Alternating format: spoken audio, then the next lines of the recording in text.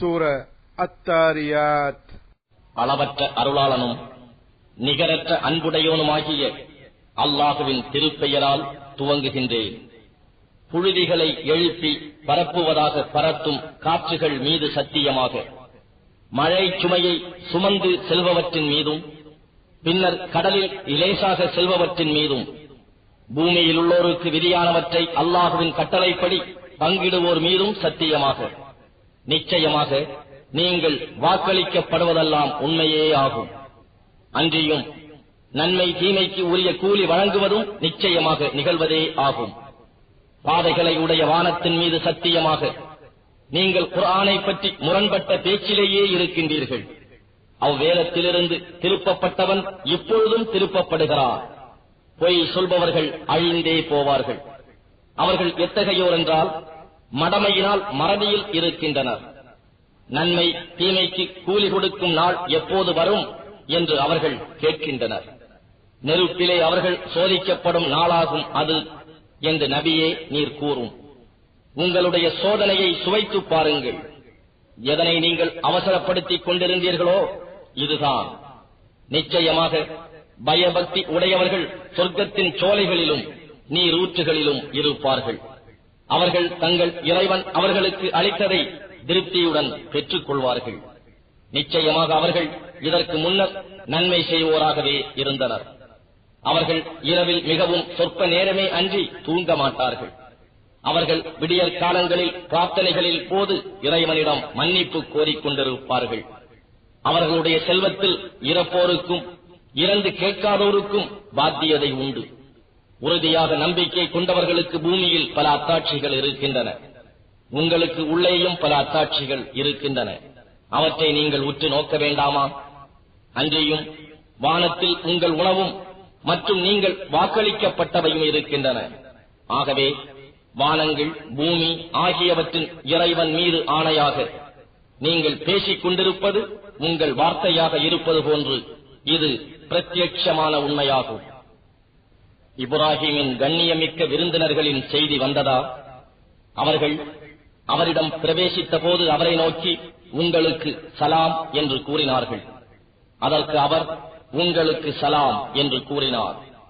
இவர்கள் நமக்கு அறிமுகம் இல்லா சமூகத்தாராக இருக்கின்றார்களே என்று எண்ணிக்கொண்டார்.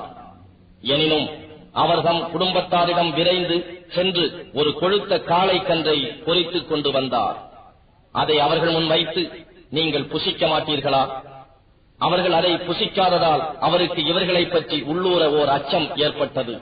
இதனை அறிந்த அவர்கள் பயப்படாதீர் என கூறினர். அன்றியும் அவருக்கு மிக்க அறிவுமிக்க புதல்வர் பிறப்பார் என்று நன்மாராயம் கூறினர். பின்னர் இதை கேட்ட அவருடைய மனைவியார் சப்தமிட்டவராக அவர்கள் எதிரில் வந்து தம் முகத்தில் அடித்துக் கொண்டு, நான் மலத்து கிழவியாயிற்றே என்று கூறினார். அறிவுமிக்க புதல்வர் பிறப்பார் என்று இவ்வாறே இறைவன் கூறினான். நிச்சயமாக அவன் ஞானமிக்கவன், யாவற்றையும் நன்கறிந்தவன் என்று கூறினார்கள். பின்னர் இப்ராஹீம், தூதர்களே, உங்களுடைய காரியம் என்ன என்று வினவினார். குற்றவாளிகளான ஒரு சமூகத்தினர்பால் நாங்கள் நிச்சயமாக அனுப்பப்பட்டிருக்கிறோம் என்று அவர்கள் கூறினார்கள். அவர்கள் மீது சுட்ட களிமண் கற்களை எறிவதற்காக நாங்கள் அனுப்பப்பட்டுள்ளோம். வரம்பு மீறியவர்களுக்காக உங்கள் இறைவனிடம் அக்கற்கள் அடையாளமிடப்பட்டவை. ஆகவே அவ்வூரில் இருந்த மூமீன்களை முதலில் நாம் வெளியேற்றிவிட்டோம். எனவே அதில் முஸ்லிம்களில் இருந்து ஒரு வீட்டாரை தவிர ஒருவரையும் நாம் காணவில்லை. நோவினை தரும் வேதனையை அஞ்சுகிறார்களே, அவர்களுக்கு நாம் இதில் ஓர் அத்தாட்சியை விட்டு வைத்தோம். மேலும் மூசாவின் வரலாற்றிலும் ஓர் அத்தாட்சி இருக்கிறது.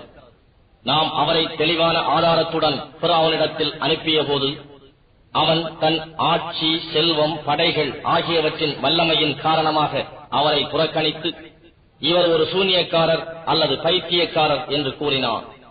ஆகவே நாம் அவனையும் அவனுடைய படைகளையும் பிடித்து அவர்களை கடலில் எறிந்தோம்.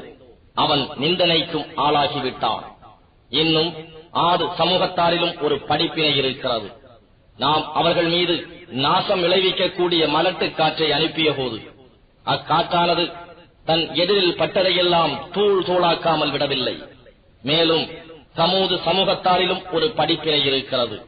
ஒரு காலம் சுகம் அனுபவியுங்கள் என்று அவர்களுக்கு கூறப்பட்ட போது அவர்கள் தங்கள் இறைவனுடைய கட்டளையை மீறினார்கள்.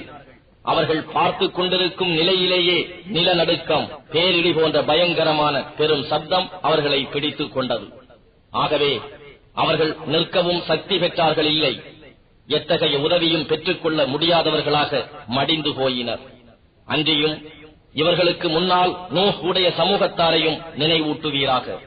நிச்சயமாக அவர்கள் பாவம் செய்யும் சமூகத்தாராகவே இருந்தார்கள்.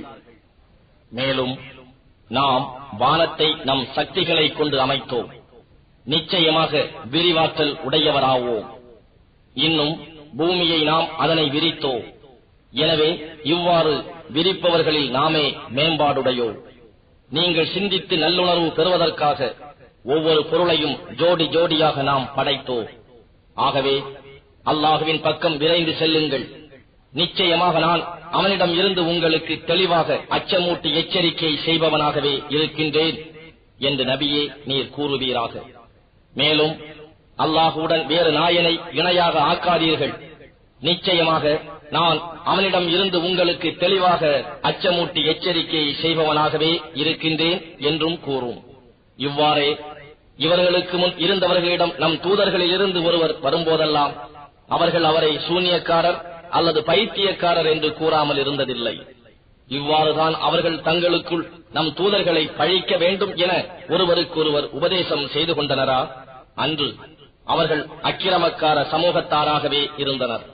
ஆகவே நபியே, நீர் அவர்களை புறக்கணித்து விலகிவிடும். அப்படி நீர் விலகிவிடுவீராயின் அதற்காக நீர் பழிக்கப்பட மாட்டீர். மேலும் நீர் நல்லுபதேசம் செய்வீராக. ஏனெனில் நிச்சயமாக நல்லுபதேசம் மோமீன்களுக்கு நற்பயன் அளிக்கும். இன்னும் ஜின்களையும் மனிதர்களையும் அவர்கள் என்னை வணங்குவதற்காகவே அன்றி நான் படைக்கவில்லை. அவர்களிடம் இருந்து எந்த பொருளையும் நான் விரும்பவில்லை. எனக்கு அவர்கள் உணவு அளிக்க வேண்டும் என்றும் நான் விரும்பவில்லை. நிச்சயமாக அல்லாஹ்தான் உணவு அளித்துக் கொண்டிருப்பவன், பலம் மிக்கவன், உறுதியானவன்.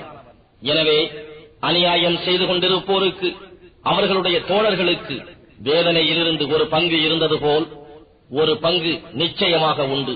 ஆகவே தண்டனைக்காக அவர்கள் என்னை அவசரப்படுத்த வேண்டாம். ஆகவே நிராகரிப்பவர்களுக்கு அவர்களுக்கு வாக்களிக்கப்பட்ட அவர்களுடைய நாளில் கேடுதான்.